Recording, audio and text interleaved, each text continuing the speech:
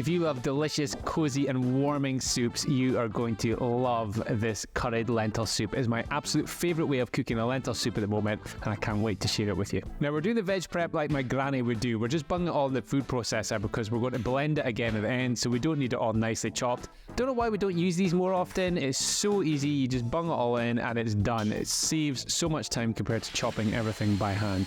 Once you've blitzed those veggies, we're going to heat some oil in a soup pan and we're adding cumin seeds, fennel seeds and a bay leaf. You're just going to fry that for about 30 seconds. This infuses the oil and gives it lots of flavour before adding in those veggies. And then on a medium heat, you're going to cook that for about 5 to 10 minutes until they're softened. Then we're adding equal measures of garlic and ginger along with some generic supermarket curry powder, and you're going to fry that for a further 30 seconds. Hey, sorry for the interruption, but I've got a super quick favour to ask. If you could either click like, drop a comment below and let me know what you think of this recipe, or subscribe, I would really appreciate it. It has got absolutely nothing to do with my ego. It just means that if you interact with this video in some way, YouTube is more likely to show it to others so that more people get a chance to cook my recipes.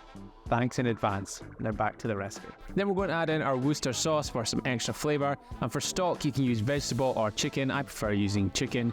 And then for lentils, we're using red lentils. Make sure you've rinsed them first. You don't need to soak them, just take them out of the packet, give them a rinse, pop them in, along with 1.5 tablespoons of mango chutney and a good few grinds of black pepper. Reduce the heat down to a simmer for about 45 minutes, and then you can serve this chunky if you want, but I like to blitz it so it's nice and smooth. It's my favourite way of doing soup. It looks something like this, and all you need to do is just give it a little garnish. I'm using coriander and some toasted almonds and get stuck in. If you want the full recipe, you can get it inside my app. There's a link to download it in the description below.